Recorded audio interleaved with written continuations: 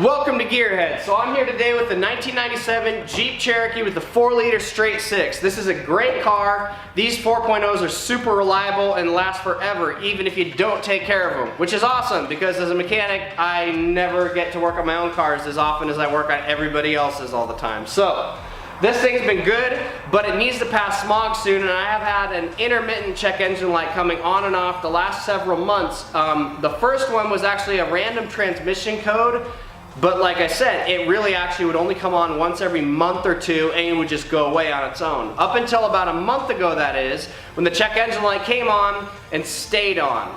So I picked up a code reader. Now if you guys want to get a code reader or a small scanner, we have a couple links to them and I'll put them in the description down below. There's a couple different ones on Amazon. The two that I linked are on Amazon. One of them is a Bluetooth one that you can hook up to your phone and use with the Torque app on Android or on your iPhone. And the other one is a similar scanner to this idea, and it's I think about 30-35 bucks. But it's a very handy tool to have if you want to start learning to at least diagnose or look into problems on your car. Now this is just a code reader, so this will not diagnose the problem for you, will not tell you exactly what the problem is, and that's going to show you something today too, because I plugged in, and I'll tell you right now the codes that this thing brought up. It was a P0138 and P0141.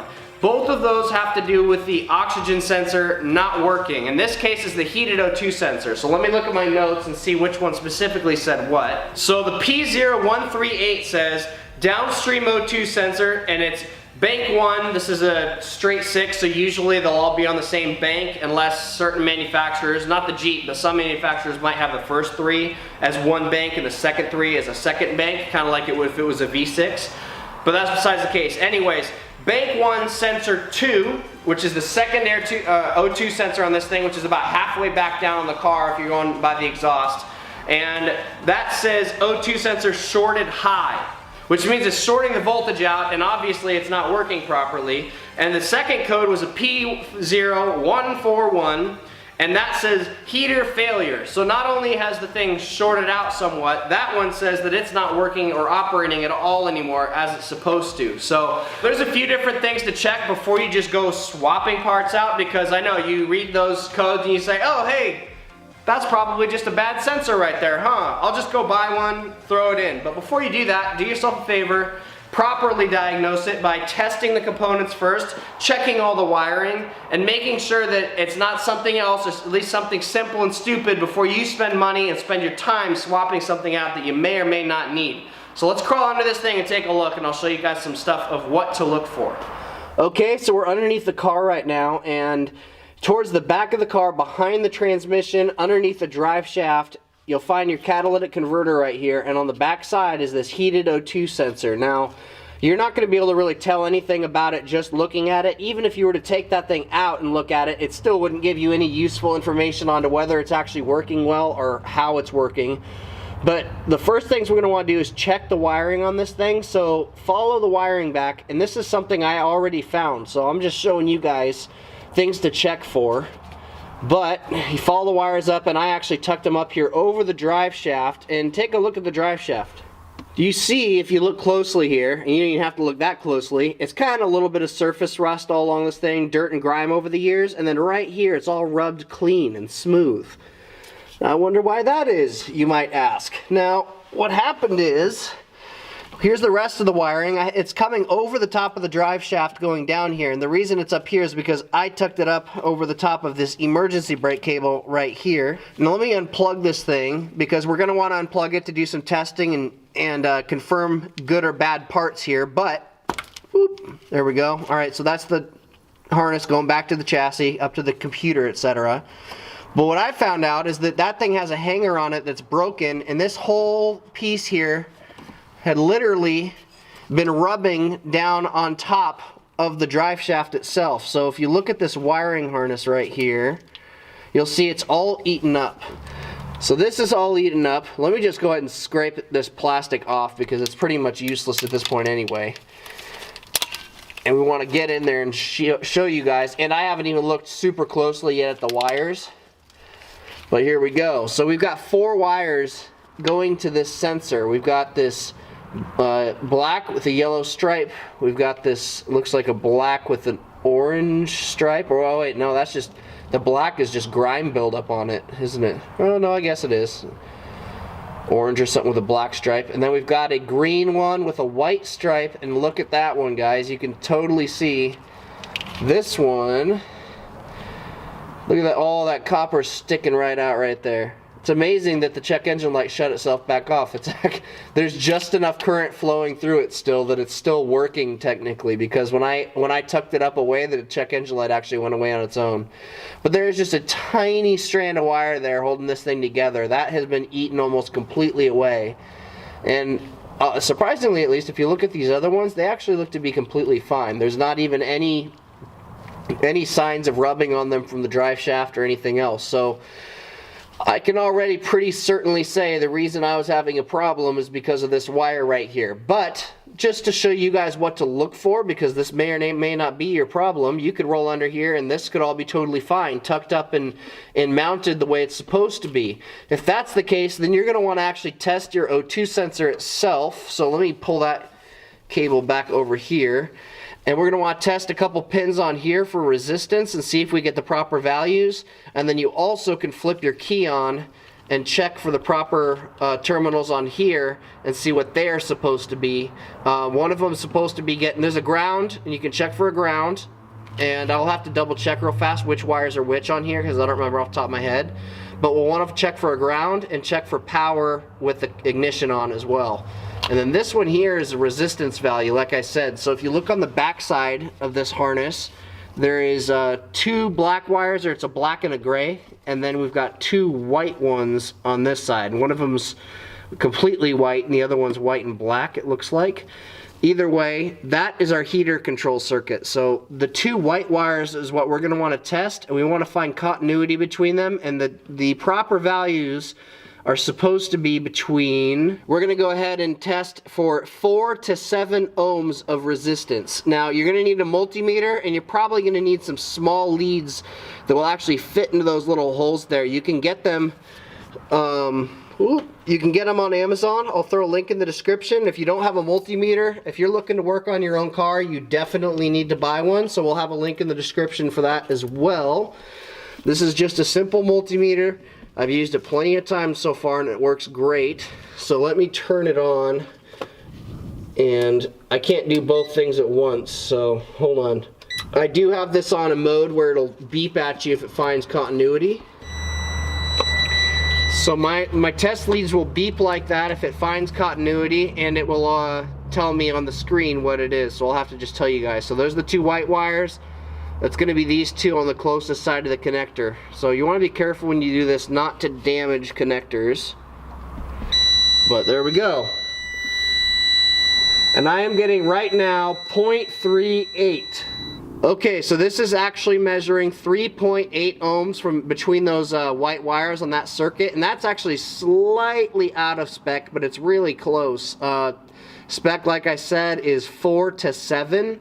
3.8 is really not very far out of that, so I don't know. I'm not going to go ahead and actually say that there's anything wrong with this yet. We already know that we've got a bad wiring situation here, and that's the first thing that needs to be fixed. And luckily it was really easy to find and trace because, you know, we could see the proof of it on the drive shaft there, and I was able to look at these things a little closer and find that the wire was damaged. But if I do have any more problems in the future, I at least know that this was slightly out of spec, even though it's really not enough for me to be concerned about it. So let me show you guys how to test this one as well with the ignition on. We just need to find which one of these is supposed to be supplying voltage from the ECU and which one's also supposed to be a ground. And as long as we have that voltage and the ground, then we should be good. But I'm just showing you guys this because if you do get a code and this thing measures properly, you don't see any wiring damage here, then you want to go ahead and check and make sure that everything else is functioning properly, because if you find something else, another issue in either a bad ground or you're not getting voltage when you're supposed to, you might have a similar wiring issue to this but way further up along the body. But at least if you know there's a problem on a wire, it gives you something to start looking for. So let me find which wire we're supposed to go after here for voltage and ground, and we'll come back.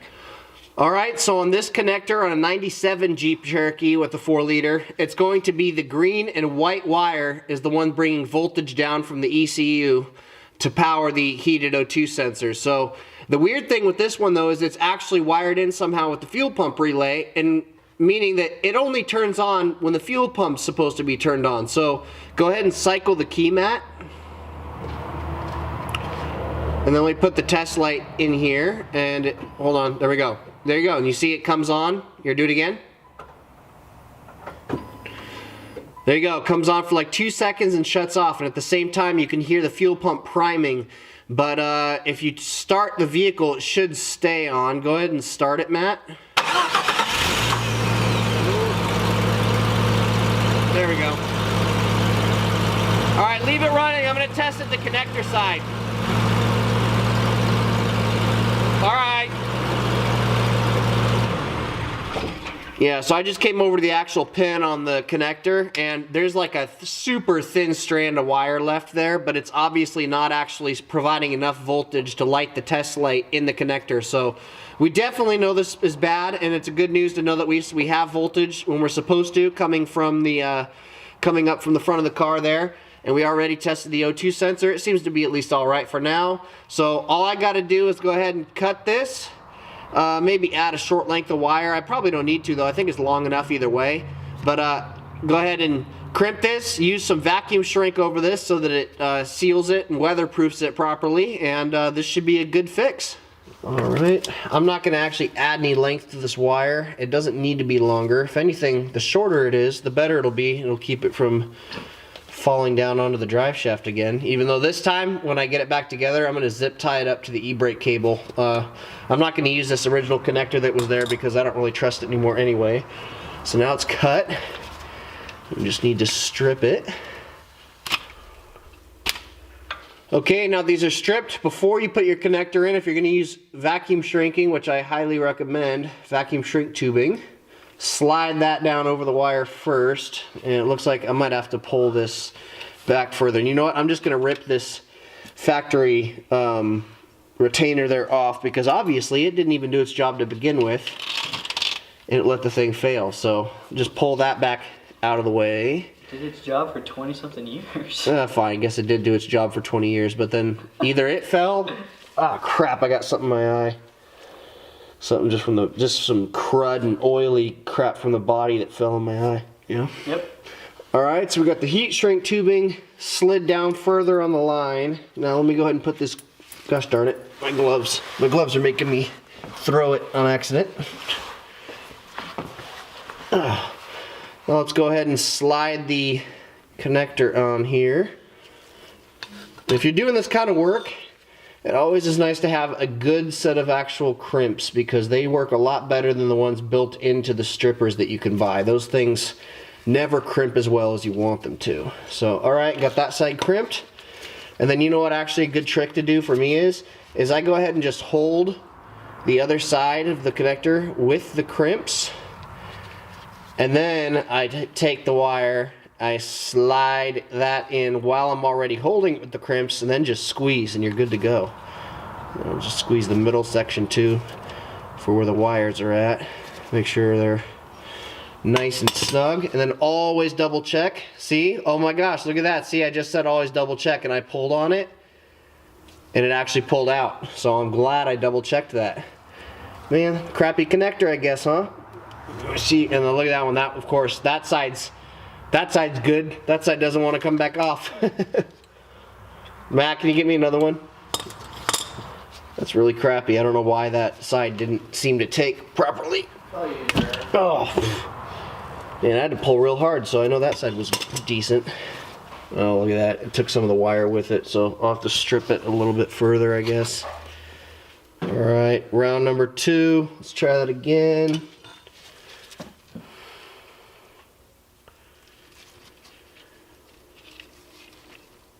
There we go. Alright.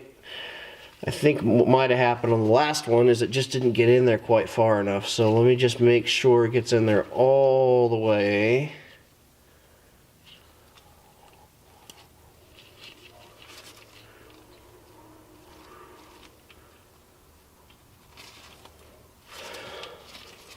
Alright, got the second one on there. Let's pull this one again, make sure that one's tight. There we go. I'm pulling decently hard on that and it's not coming off. So I'll go ahead and slide this heat shrink tubing down just right over the connector. There we go. And that's how I know I got the perfect size heat shrink, because it doesn't want to slip over as easily as you want it to. There we go though. Alright, I've got a good amount of coverage on both sides now. And if you have a heat gun, go ahead and use that. I don't have one here, so I'm just going to use a lighter. That'll work fine.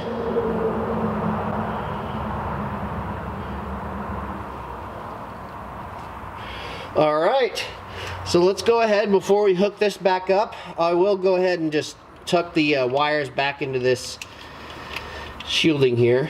Matt, can you come back over here so you can turn the ignition on for me and just test this? Alright, so we've got the green wire here going into which one on the connector? Okay, on this case it will be, now it'll be on my bottom right. So I'm going to hook the test light back up, and I'm just going to have Matt turn the key, and if I get power here now when he turns the key, we should be good. Go ahead and turn the key, buddy. Oh, there we go. Oh, yeah, do it again. There we go. Cool. This time, I'm going to go ahead and run it back up over the top, above the top of the e-brake cable back here. And for the moment, I'm just going to plug it in, and then I'll go ahead and get a zip tie, and I'll actually zip tie it to that e-brake cable there. And that should keep it in place from now on. Oh, there we go. All right, clipped in. Can you give me a zip tie real quick, buddy? Yeah. Alright, and the good thing about this zip tie at least is it's not right next to the exhaust or anything, so it shouldn't melt.